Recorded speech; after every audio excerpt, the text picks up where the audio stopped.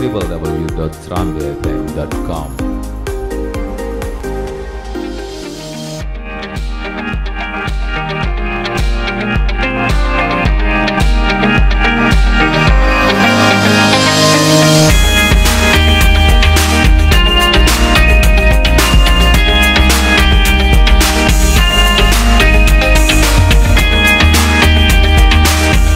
Dari lantai 2 Gedung Serambi Indonesia, Tanjung Permai di batas kota. Assalamualaikum, selamat sore Syedaralun. Seperti yang sudah saya janjikan tadi, kita akan berbincang-bincang dalam program talk show interaktif edisi hari ini, hari Kamis tanggal 10 Juni 2021 bersama saya Syeta Ota. Dan tentunya Syedaralun talk show interaktif ini bersama UNICEF perwakilan Aceh dengan tema Gizi Anak Masa Depan Aceh. Dan talk show ini akan berlangsung selama 1 jam ke depan hingga pukul 17.30 waktu Indonesia bagian Barat. Sudah hadir di studio Serambi FM kita, Syedaralun, narasumber kita. Yang pertama ada Dr. Sulasmi MHSM selaku Kabid Kesehatan Masyarakat Dinkes Provinsi Aceh. Assalamualaikum dokter, apa kabar? Waalaikumsalam, alhamdulillah baik ya. Alhamdulillah. Selamat sore juga buat semua Syedaralun. Iya, terima kasih dok sudah menyempatkan waktu untuk hadir di studio Serambi FM. Iya, Syedaralun, selanjutnya ada Dr. Mutia Winanda, MGizi SPGK, selaku dokter spesialis gizi klinik. Assalamualaikum dokter, apa kabar? Waalaikumsalam warahmatullahi. Kabar baik, alhamdulillah. Alhamdulillah, terima kasih juga dokter sudah menyempatkan waktunya Sama-sama. untuk sharing bersama kita di Radio Serambi FM ya, Syedaralun. Dan terakhir ada Bapak Andi Yogatama selaku Kepala UNICEF Perwakilan Aceh. Assalamualaikum Pak, apa kabar? Waalaikumsalam. Alhamdulillah kabar baik. Alhamdulillah, terima kasih juga Pak sudah menyempatkan waktunya untuk hadir bersama kita di sini. Nah, Syedaralun, Anda bisa bergabung bersama kita via telepon dan WhatsApp ke 0811 689020. Dan Anda juga bisa menyaksikan talk show kita via streaming di www.serambifm.com atau juga bisa via Facebook secara live ya Syedaralun di Facebook kita Serambi FM Banda Aceh. Dan juga selain itu ya Syedaralun, kita juga akan live streaming di semua fanpage Facebook Serambi On Group. Nah, Syedaralun, permasalahan gizi anak menjadi suatu hal yang perlu diperhatikan ya, Dok ya. Betul. Dan ini mengakibatkan banyak faktor dan juga tentunya memberikan banyak penyebabnya nih, seperti itu ya Dok ya. Dan akibat salah satunya itu anak menjadi rentan sakit dan sulit untuk berkonsentrasi dan belajar. Dan hal ini ya Syedaralun memicu pertanyaan besar nih, tidak hanya mengenai kesejahteraan dan kesehatan anak di Aceh, namun juga kualitas sumber daya manusia untuk memajukan Aceh ke depannya. Karena Aceh hebat dimulai dari anak-anak yang sehat, seperti itu ya Dok. Betul, Ya. Setuju. Iya, jadi untuk kita ketahui terlebih dahulu ya Syedaralun, seperti apa sih perkembangan gizi anak Aceh khususnya. Mungkin kita langsung bertanya kepada Dr. Sulasmi selaku Kabid Kesehatan Masyarakat dan selaku Kabid Kesehatan Masyarakat Dinas Kesehatan Aceh. Silakan dokter. Oke, terima kasih atas kesempatan yang diberikan. Kita berbicara tentang gizi anak di Aceh. Pasti dulu kita mulai dulu dari daur kehidupannya. Ya. Nah, gizi anak kita ini sangat mempengaruhi dulu pertama waktu ibunya hamil. Itu pentingnya kita memberikan asupan di saat ibu hamil sampai dengan anak berusia 2 tahun. Yang disebut dengan 1000 hari pertama kehidupan. Nah, kita lihat di dalam angka-angka itu di 2018 saat Riskesdas. Nah, waktu dilihat berapa prevalensi anak Aceh yang menderita stunting, itu kita urutan ketiga terbesar se-Indonesia. Artinya begitu banyak, kalau 37,7%, artinya dari 10 anak ada 4 orang yang stunting. Nah, itu sangat miris ya. Kemudian dilakukan survei untuk status gizi anak. Nah, di Aceh juga ini sekarang sedang berlangsung setiap tahunnya. Di 2019 angka itu kelihatan menurun, tetapi belum sesuai seperti yang kita harapkan. Kita dari urutan ketiga menjadi urutan kelima se-Indonesia. Nah, tapi bagaimana sekarang tantangan kita untuk mencapai target dari yang 37,7 tadi menjadi 14% nantinya di 2024. Mudah-mudahan itu bisa sama-sama kita bergerak bersama untuk mencapai Aceh hebat tadi dengan cara memberikan gizi yang hebat untuk anak-anak Aceh. Nah, itu kalau berbicara tentang gizi lagi untuk anak Aceh dari ibu hamil, kemudian gizi untuk bayi dan gizi balita, terus sambung lagi untuk gizi anak usia sekolah dan remaja. Nah, ini pada saat pandemi sekarang ini itu menjadi 2 kali lipat tantangannya. Nah, kalau kita lihat dari program yang kita laksanakan untuk pemberian tablet tambah darah untuk anak usia sekolah yang diberikan di anak SMP dan SMA, itu kalau tatap muka mungkin bisa dengan mudah ya, meskipun ada berpertentangan. Ditambah lagi dengan pandemi ini, anak-anak pada tidak sekolah. Nah, itu lebih susah lagi menjangkau sasarannya. Nah, kita bisa lihat dan bisa kita tanyakan langsung untuk kita kalau yang punya anak yang masih sekolah, bisa tanya sama mereka berapa kali mereka dapatkan obat tablet tambah darah yang dibagikan oleh guru-guru di sekolah. Nah, jadi 2020, 2021 mungkin sekali atau 2 kali. Nah, yang mestinya rutin mereka dapatkan itu. Ada beberapa tantangan karena apa? Dinas Kesehatan tidak bisa bekerja sendiri untuk ini, karena itu banyak dipengaruhi oleh beberapa stakeholder lainnya. Jadi kita harus bekerja sama, terintegrasi, tidak bisa sendiri-sendiri. Nah, keterlibatan beberapa SKPA lainnya, misalnya Diknas dengan PAUD-nya, kemudian untuk Dinas Pangan, Perkebunan, Perikanan, kemudian PUPR juga itu sangat mempengaruhi, dan banyak lagi Bapeda sebagai leading sektor ininya, dan juga BKKBN, banyak lintas sektor terkait yang harus kita rangkul bersama untuk mencapai tujuan tadi. Pengen masa depan anak Aceh sehat, maka berikan gizi yang sehat untuk anak-anak Aceh. Oke, baik. Jadi sangat menarik ya, Syed Daralun. Jadi berawal dari ibu hamil ya, seperti itu dokter ya. Karena berawal dari dari ujung akarnya dulu nih, baru sampai ke batang-batang sampai buah-buahnya seperti itu ya. Nah, Dokter Mutia nih selaku dokter spesialis gizi klinik konselor menyusui Aceh Peduli ASI. Dok, kami mau tanya, apa sih yang menjadi penyebab bisa adanya kekurangan gizi ini, dan faktor-faktor apa saja hingga dampak apa nanti yang akan mengakibatkan dari kekurangan gizi anak ini? Oke, baik.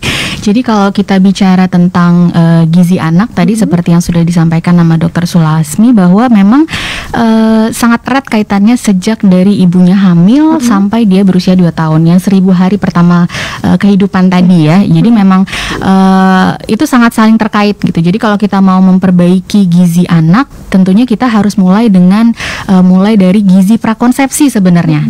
Kita harus menyiapkan gizi yang baik sejak dari prakonsepsi, karena kita mau kejar gizi yang paling optimal di 1000 hari pertama kehidupan sejak ibunya hamil sampai anaknya berusia 2 tahun.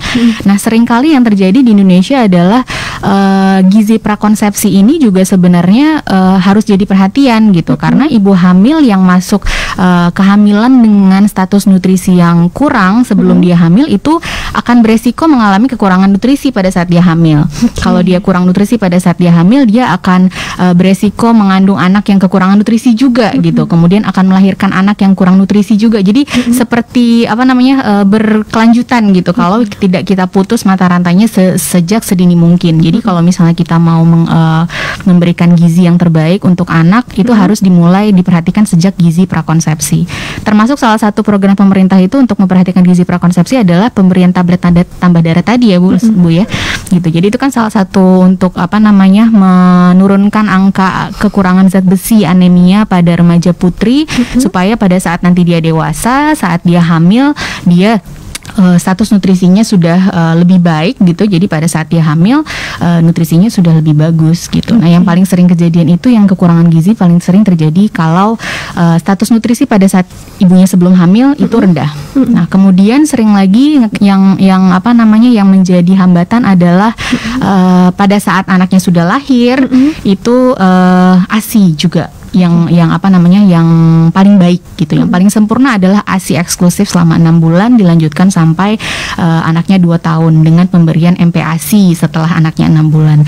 Nah, seringkali yang menjadi hambatan adalah angka cakupan ASI eksklusif di kita juga masih cukup rendah, Bu ya, gitu ya.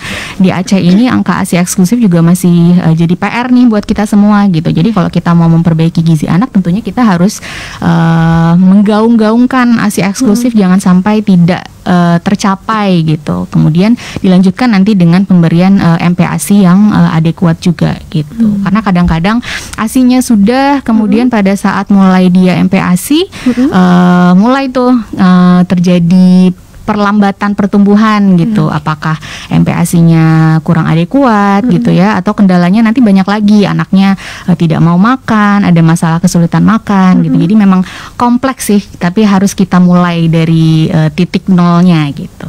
Oke, ya Syed Daralun, jadi sangat berkaitan ya dari antara kita baru lahir sampai dewasa, dan sangat penting untuk memperhatikan gizi anak ya dokter ya. Betul. Tidak boleh disepelekan nih. Ya. Walaupun mungkin anaknya demam biasa, itu juga harus diperhatikan ya Syed Daralun, karena ditakutkan menjadi lebih berbahaya ya, seperti itu dokter. Apalagi gizi ya, yang menjadi pertumbuhan anak. Nah, kita menuju kepada Pak Andi Yogatama ya Syed Daralun, selaku Kepala UNICEF Perwakilan Aceh. Pak, apa sih Pak yang melatar belakangi mengadakan kegiatan ini Pak? Kalau UNICEF kan salah satu lembaga PBB ya, yang fokus di bidang anak. Kita membantu pemerintah Indonesia dalam memastikan pemenuhan dan perlindungan hak anak, di mana permasalahan gizi anak ini juga salah satu hal yang sangat berpengaruh terhadap kesejahteraan anak nanti di masa depan. Yang kedua, gizi atau sekarang permasalahan stunting itu merupakan prioritas nasional. Jadi ketika UNICEF ingin melakukan dukungan atau memberikan bantuan teknis, ini harus sejalan dengan prioritas pemerintah pusat dan juga pemerintah daerah. Oleh karena itu stunting, pengentasan permasalahan stunting ini menjadi salah satu fokus dukungan UNICEF ke pemerintah Aceh. Terus kemudian salah satu tugas UNICEF adalah memberikan contoh ke pemerintah. Kita buat model pilot di beberapa kabupaten kota, kemudian kita lihat hasilnya seperti apa, kita kumpulkan bukti-buktinya, evidensinya, ada dampak nggak sih dari apa yang kita lakukan. Kita bekerja sama dengan pemerintah Aceh, dinas kesehatan dan sektor terkait lainnya, dan juga pemerintah di kabupaten kota. Jadi model yang kita lakukan di Aceh ini unik, satu-satunya di Indonesia. Jadi nama modelnya adalah pengentasan permasalahan malnutrisi terintegrasi. Tadi Dokter Sulasmi sudah menyampaikan bahwa permasalahan gizi ini atau stunting ini bukan hanya terkait dengan sektor kesehatan aja. Intervensi kesehatan itu hanya 30% untuk menyelesaikan permasalahan stunting. Kita harus memastikan ketahanan pangan juga. Keluarga sejahtera nggak sih? Cukup nggak sih pendapatan mereka untuk mencukupi kebutuhan asupan gizi bagi anak-anak mereka sesuai umurnya. Terus yang kedua, kita juga harus melihat bagaimana sih akses layanan kesehatannya, gimana cakupan imunisasi anak-anak kita, apakah imunisasi rutinnya terpenuhi. Terus yang kemudian bagaimana pelayanan di puskesmas juga, apakah mereka sudah melakukan manajemen terpadu balita sakit dalam memberikan bantuan ketika ada masyarakat yang bawa anaknya datang ke puskesmas. Kemudian yang berikutnya, apakah masyarakat sudah melakukan praktik perilaku hidup bersih dan sehat. Kita bicara kesehatan lingkungan. Jadi UNICEF mendorong supaya desa-desa di Aceh ini juga bebas dari praktik buang air besar sembarangan, karena ada kaitannya sangat kuat antara stunting, kebersihan lingkungan, ini sangat kuat hubungannya. Kemudian yang berikutnya, kita juga melakukan peningkatan kapasitas ya, kapasitas kepada tenaga kesehatan juga kader-kader. Terus sebetulnya sektor satu lagi yang penting adalah dari sektor perlindungan anak yang disebut pengasuhan yang positif. Ini pengasuhan positif penting karena stunting ini kan lebih kepada pencegahan. Ini bukan menyembuhkan. Kalau sudah stunting tidak bisa disembuhkan. Oleh karena itu tadi Bu Sulasmi, Dokter Sulasmi dan Dokter Muti sudah menjelaskan bahwa itu dari 1000 hari pertama kehidupan. Itu yang harus dicegah, dilakukan selama rentang waktu itu supaya anak tidak stunting. Jadi UNICEF kegiatannya cukup banyak karena lintas sektor. Itu mulai dari perencanaan dan penganggaran. Kita bantu berarti dengan dukungan teknis supaya ini penganggarannya gimana di tingkat provinsi, di tingkat kabupaten, di puskesmas, mikroplaningnya seperti apa, dana desa gimana di masyarakat, juga dianggarkan nggak untuk berbagai macam kegiatan, terus peningkatan kapasitas kader di posyandu, kita berikan peningkatan kapasitas supaya mereka paham PMBA, pemberian makanan bayi dan anak tuh seperti apa sih, kalau anak baru lahir harus ASI eksklusif berapa lama, makanannya, gizinya, porsinya seperti apa, halus tidaknya gimana. Nah itu juga kita tingkatkan kapasitas kadernya. Terus kemudian ketika supply side-nya udah siap, tenaga kesehatan siap, kadernya sudah siap, kita juga harus meyakinkan masyarakat mau nggak mereka mengakses layanan yang sudah ada. Jadi kita berikan yang kita sebut biasanya communication for development atau komunikasi untuk pembangunan. Ini sebetulnya kaitannya kuat dengan behavior change communication. Jadi mendorong masyarakat untuk merubah perilaku mereka supaya mereka mau berubah dan juga mengakses layanan yang sudah tersedia. Jadi itu, jadi kompleks, cukup lengkap. Ini yang kita coba tunjukkan di Aceh. Mudah-mudahan nanti bisa direplikasi bukan hanya oleh Aceh, seluruh provinsi kabupaten yang di Aceh, tapi juga ke provinsi lain yang ada di Indonesia. Wah, ini sangat bermanfaat ya pembicaraan kita pada sore hari ini ya, Syed Daralon, dan berawal dari mencegah bukan mengatasi. Karena kalau misalnya sudah mengatasi sudah terjadi, jadi memang harus dari mencegah ya dokter Pak, seperti itu. Nah, kita mau tanya lagi kepada Dokter Sulasmi. Dokter, apa sih yang bisa kita lakukan apalagi di masa pandemi seperti ini? Mungkin berawal dari keluarga dan orang-orang sekeliling nih. Oke. Nah, dalam situasi pandemi sekarang ini, bagaimana kita bisa memastikan bahwa kita selalu mengasup gizi seimbang. Nah, kemudian bagaimana imun tubuh kita tuh bisa tetap terjaga. Jadi jangan kita karena memang sudah pandemi kemudian sulit untuk kadang-kadang mau ke fasilitas kesehatan agak enggan sedikit ya. Nah, untuk itu perlu kita tetap menjaga stamina, kemudian juga olahraga juga tetap kita lakukan. Nah, untuk remaja-remaja kita ini yang mungkin menjadi salah satu agak sedikit sulit, tapi bukan berarti tidak bisa kita lakukan. Nah, karena mereka di rumah itu biasanya di kamar lama sekali, di kamar sehingga waktu makannya itu lupa. Nah, bisa dibayangkan kalau tiap keluarga tidak peduli tentang apa yang dimakan, kapan dia makan. Nah, kemudian itu akan lama-lama, apalagi untuk remaja yang sering diet. Nah, itu kadang-kadang terutama untuk remaja putri, karena mereka merupakan calon ibu. Artinya mereka harus tetap memperhatikan gizi yang seimbang juga. Nah, ada banyak sekali faktor.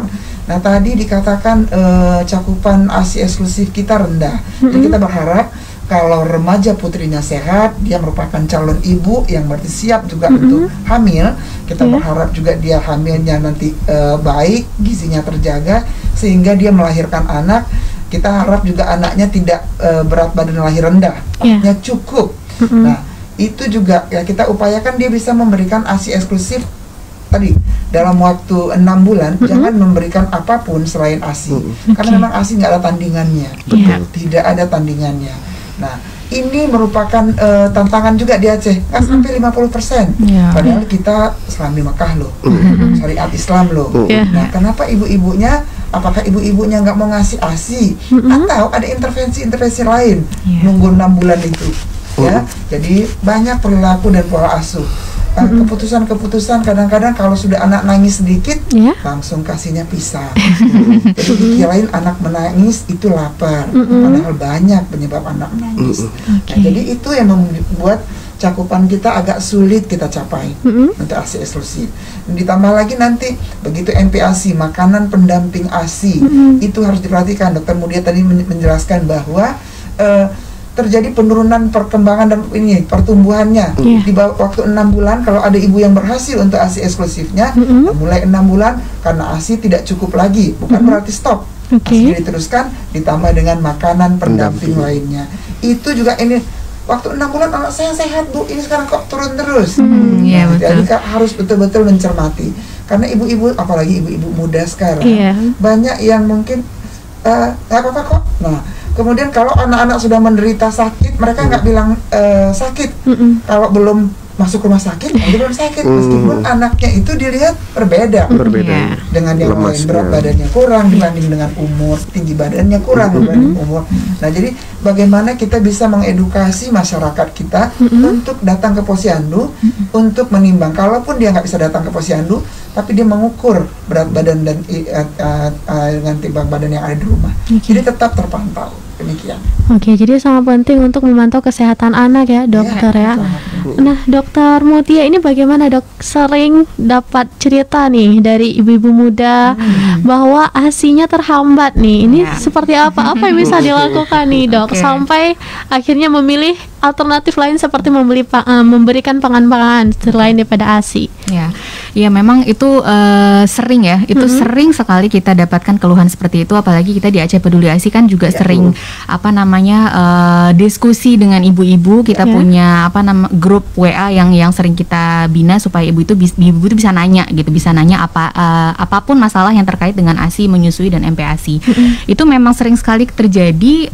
Kendalanya adalah mungkin pada saat ibunya hamil dia tidak cukup teredukasi tentang bagaimana sih ASI eksklusif, bagaimana sih proses menyusui itu seperti apa gitu. Jadi sebenarnya edukasi itu sudah harus diberikan kepada ibu sejak dia hamil. Bahkan kalau perlu sebelum dia nikah itu lebih bagus lagi gitu. Karena tidak ada yang namanya proses menyusui itu begitu melahirkan dia langsung bisa, langsung ASInya ngocor seperti air keran, itu tidak. Ya kan? Gitu. Jadi kadang-kadang ekspektasi ibu-ibu itu begitu hari 1 hari 2 hari, wah ASInya nggak keluar nih. Dia langsung anaknya nangis, ASInya nggak keluar, ya udah akhirnya mulai cari gitu alternatif lain gitu ya. Padahal kalau misalnya dia cukup teredukasi, dia tahu bahwa 1 sampai bahkan 5 sampai 7 hari pertama itu memang ASI memang belum banyak karena lambung bayi juga ukurannya masih sangat kecil, kebutuhannya juga sangat-sangat sedikit. Jadi apapun ya, seberapa tetes pun yang keluar di hari-hari pertama itu sebenarnya sudah cukup untuk bayi gitu. Jadi dia tidak cepat mengambil keputusan untuk beralih ke alternatif yang lain gitu. Nah, di situ juga ada peran tenaga kesehatan sebenarnya ya, Dok ya gitu. Jadi kadang-kadang mungkin fasilitas kesehatannya belum terlalu melek dengan hal-hal seperti itu. Dengan promosi susu formula yang gila-gilaan ya, boleh kita bilang agak agak di luar batas gitu, yang membuat akhirnya ibu-ibu ini menjadi tidak pede gitu. Padahal menyusui adalah suatu hal yang natural, yang tidak perlu, maksudnya ibu yang hamil pasti dia akan bisa menyusui gitu. Itu memang sudah terjadi secara natural. Jadi edukasi itu selalu kita di Aceh Peduli ASI itu memang edukasi sejak ibunya hamil bahwa menyusui itu bisa dilakukan asal ibunya cukup ilmu sedini mungkin seperti itu. Oke, jadi sangat penting ya, dokter, untuk mempelajari, untuk menggali ilmu sebelum menikah. Iya, kalau bisa sebelum menikah tuh lebih bagus lagi gitu ya Pak ya gitu. Apalagi setelah kita punya anak ya, dokter, seperti itu. Iya, Syederalun, sangat menarik pembahasan kita kali ini, dan tentunya kita akan kembali mengulik lagi informasi-informasi penting lainnya terkait gizi anak. Jangan kemana-mana, Syederalun, stay tune terus di 90,2 Serambi FM, Laguna, Beritana. 90,2 Serambi FM, Syederalun, terima kasih banyak Anda masih bersama kami dalam program talk show interaktif bersama UNICEF Perwakilan Aceh dengan tema Gizi Anak Masa Depan Aceh. Dan masih bersama kita, Syederalun, ada Dr. Sulasmi MHSM selaku Kabid Kesehatan Masyarakat Dinkes Provinsi Aceh. Ada Dr. Mutia Winandai MGizi SPGK selaku dokter spesialis gizi klinik, dan ada Pak Andi Yogatama selaku Kepala UNICEF Perwakilan Aceh.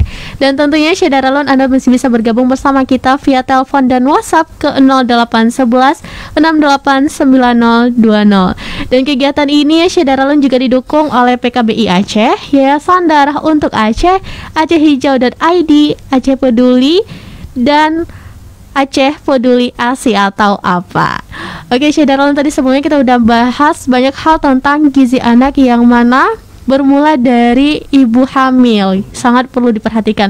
Dan terlepas dari ibu hamil ini ya, Syederalun, pengetahuan terkait pernikahan, pra-pernikahan atau sebelum pernikahan ini sangat penting untuk diketahui oleh para calon-calon pasangan atau calon pengantin ya, dokter, sebelum menikah.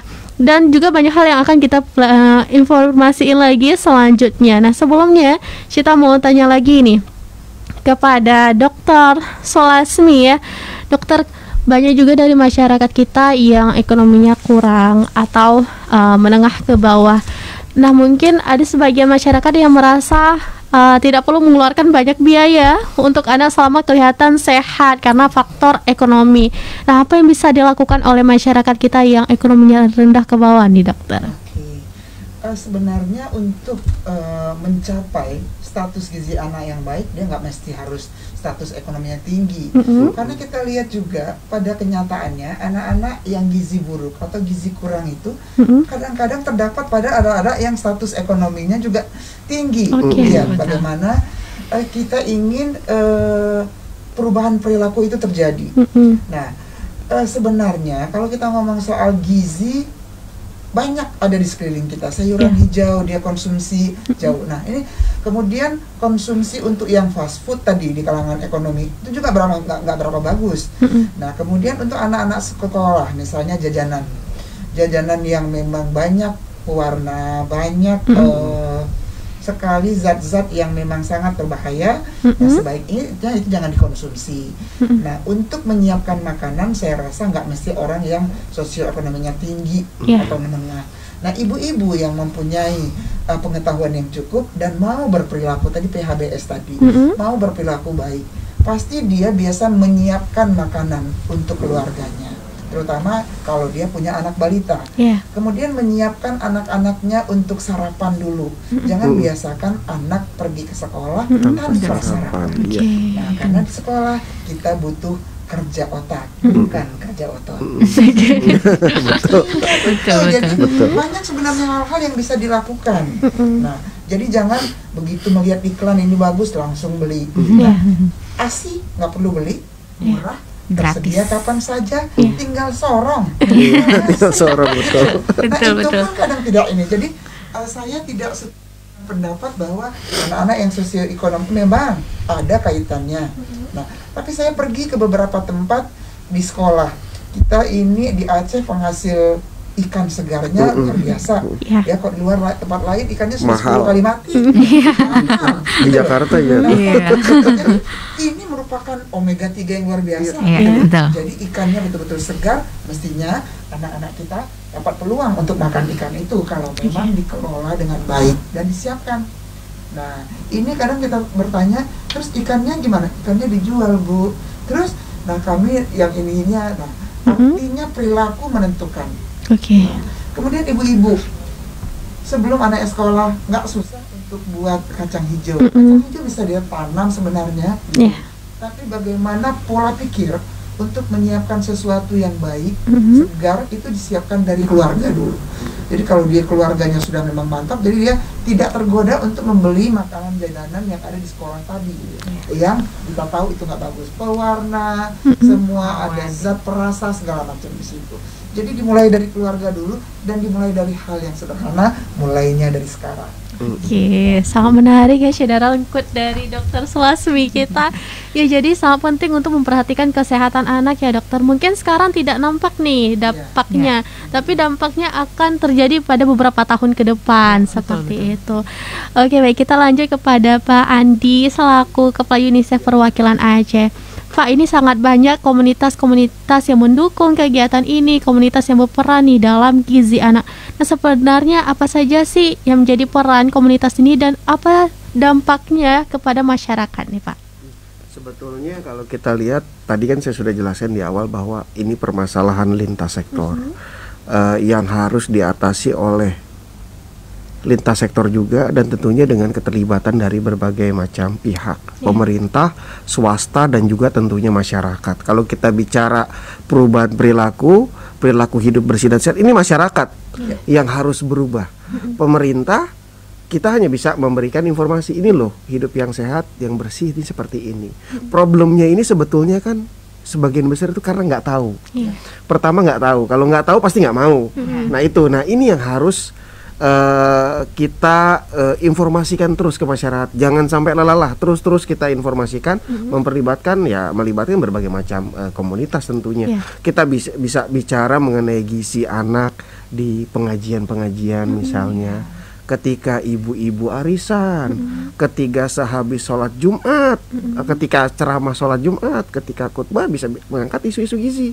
Tanggung jawab orang tua terhadap anak, memenuhi kebutuhan mereka, hak-hak mereka, dan bisa lewat komunitas-komunitas lainnya. Ada tadi komunitas tentunya yang khusus dengan terkait dengan gizi, Aceh Peduli ASI. Ini juga bentuk komunitas yang mendorong, mencoba mempengaruhi, merubah perilaku masyarakat supaya memberikan ASI kepada anak-anaknya. Karena balik lagi, kalau kita bicara stunting, kita bicara gizi buruk, itu dampaknya jangka panjang. Ketika sudah stunting misalnya, itu yang dipengaruhi kan otak, perkembangan otak. Kalau perkembangan otak anak tidak berkembang secara maksimal karena kekurangan gizi atau gizi yang tidak seimbang, akhirnya anak ini otaknya tidak bisa berkembang secara maksimal, belajar akan sulit di sekolah, tidak bisa bersaing dengan teman-temannya. Kemudian ketika lulus di dunia kerja pun sama. Ini ujung-ujungnya balik lagi ke kemiskinan, kesejahteraan yang kurang. Oleh karena itu, ya tadi permasalahan stunting atau gizi kurang ini harus diperangi karena kaitannya dengan pembangunan dan kemajuan suatu bangsa gitu. Oke ya, jadi sangat menarik ya Syed Daralun. Tentunya seperti slogannya nih, Aceh hebat dimulai dari anak-anak yang sehat. Tidak hanya sehat fisik tapi juga sehat dalam berpikir ya, seperti itu dokter. Ya Dokter Mutia tadi ada bilang nih kalau misalnya mau tanya-tanya boleh gabung di grup WhatsApp. Nah, Syita yang belum nikah boleh nggak dok gabung ke grup WhatsApp? Oke, atau boleh mungkin ada ibu-ibu kita yang ingin gabung ke grup WhatsApp, boleh nggak? Ini seperti apa kalau ingin gabung? Jadi gini, jadi kita di Aceh Peduli ASI itu kan memang fokus kita adalah mengedukasi ibu-ibu baik yang belum menikah. Sebenarnya bukan cuma ibu, ayah dan ibu yang jadi sasaran edukasi kita gitu ya. Jadi kita punya platform media sosial, ada Instagram, kemudian ada Facebook, ada channel YouTube juga gitu ya. Jadi kalau misalnya ibu-ibu atau calon ibu atau ayah yang ada di sini, Syed Daralun semua mau tahu Aceh Peduli ASI, itu bisa follow Instagram kita di @AcehPeduliASI gitu. Kemudian Facebooknya juga dengan nama yang sama. Nah di Instagram kita itu kita ada mengadakan layanan konseling yang bisa diakses melalui link di bio Instagram itu. Nah itu nanti kalau misalnya kita chat akan terhubung dengan konselor. Jadi kalau misalnya ada ibu-ibu yang memiliki masalah dengan ASI, misalnya di hari-hari pertama dia tidak bisa menyusui atau payudaranya bengkak atau apapun masalah yang terkait dengan ASI dan menyusui, itu bisa langsung komunikasi langsung dengan konselor kita melalui link yang ada di bio Instagram tadi. Nah di samping itu juga kita punya grup WhatsApp yang kita bina itu untuk wadah sebagai ibu-ibu kalau mau bertanya. Nah grup WhatsApp itu kita bikin semacam kulwap. Jadi setiap hari Rabu dan hari Sabtu jam 8 malam itu konselor-konselor yang ada di Aceh Peduli ASI itu bergiliran menjawab pertanyaan-pertanyaan ibu-ibu yang masuk di dalam grup itu gitu. Jadi kalau misalnya mau join grup itu juga bisa follow Instagram, infonya untuk join grup ada di Instagram kita. Boleh disebutin sekali lagi nih dok, apa Instagramnya? Instagramnya ada di @AcehPeduliASI. Iya, itu ya Syed Daralun ada di @AcehPeduliASI. Jadi ya Syed Daralun jangan merasa sendiri atau ribet untuk suatu hal yang sangat kesehatan ya, sangat berguna bagi kita karena banyak orang-orang di sekitar kita yang membantu kita seperti komunitas UNICEF, seperti apa tadi ya, Aceh Peduli ASI dan juga ke Dinas Kesehatan Aceh nih tentunya Syed Daralun. Jadi ketika Syed Daralun bingung, silakan langsung tanya nih kepada siapa aja boleh, tentunya dengan orang-orang yang memiliki pengetahuan di bidang itu. Jangan sampai nanti salah dapat ilmu ya dokter seperti itu. Dan kita mengulang sedikit ya Syed Daralun, penting untuk kita ketahui kesehatan ini dari sebelum nikah untuk keluarga-keluarga seperti ini ya dokter ya. Dan juga tidak hanya kesehatan seperti yang sudah Pak Andi katakan tadi, lingkungan sekitar dan juga pemahaman-pemahaman lainnya nih sangat perlu untuk diketahui nih Syed Daralun. Dan tidak terasa ya Pak dokter, kita sudah sampai di segmen terakhir kita di sore hari ini. Mungkin langsung saja kita minta kesediaan Ibu Dr. Sulasmi untuk memberikan closing statement sekitar 2 menit, nanti dilanjutkan oleh narasumber lainnya. Oke. Terima kasih. Buat saya kalau memang kita ingin generasi Aceh itu punya daya saing yang kuat, maka kita harus berinvestasi di gizinya. Jadi mulai itu sedini mungkin. kalau memang kita mau anak-anak kita bisa bersaing, maka berikan gizi yang baik untuk generasi penerus bangsa. Oke, sangat menarik ya Syed Daralun, dan tentunya ini sangat penting untuk kita ketahui. Nggak bosan-bosan nih, saya ingatin sangat penting untuk kita ketahui nih. Dan selanjutnya kita minta kesediaan closing statement sekitar 2 menit dari Dr. Mutia Winanda selaku dokter spesialis gizi klinik. Silakan dokter. Kalau kita mau menciptakan generasi Aceh yang berkualitas, tentunya tadi seperti Dr. Sulasmi, kita harus berinvestasi di gizi, karena masalah gizi ini tidak hanya mempengaruhi kesehatan saja, tapi memang sebagai bahan baku untuk mencetak generasi Aceh yang maju, yang pintar, itu dimulai dari gizi terbaik dari 1000 hari pertama kehidupan. Jadi dimulai dari sejak ibu hamil sampai anak usia 2 tahun. Karena kalau sudah terjadi yang namanya stunting, itu sudah tidak bisa dikembalikan seperti keadaan awal. Jadi peran kita adalah untuk mencegah supaya stunting dan gizi buruk itu tidak sampai terjadi gitu. Oke. Dan selanjutnya kita minta kesediaan dari Pak Andi Yogatama selaku Kepala UNICEF Perwakilan Aceh untuk menyampaikan closing statement-nya. Silakan Pak. Stunting atau permasalahan gizi ini bukan permasalahan yang sederhana dan harus diselesaikan oleh banyak sektor. Jadi perlu keterlibatan sektor-sektor untuk menyelesaikan permasalahan stunting atau gizi kurang tersebut. Kemudian juga perlu keterlibatan bukan hanya dari pemerintah, tapi juga swasta dan juga komunitas, dan tentunya dari masyarakat itu sendiri. Dan yang terakhir, ini untuk para ayah. Nah, ini para ayah juga harus terlibat dalam pengentasan permasalahan gizi. Ikutlah dalam pengasuhan untuk menemani bersama-sama ibu, sehingga anak kita juga mendapatkan bisa menjadi anak yang sehat jasmani dan rohaninya. Oke. Iya, Syed Daralun, jadi sangat penting untuk kita ketahui bahwa kesehatan ini sangat penting untuk diketahui nih.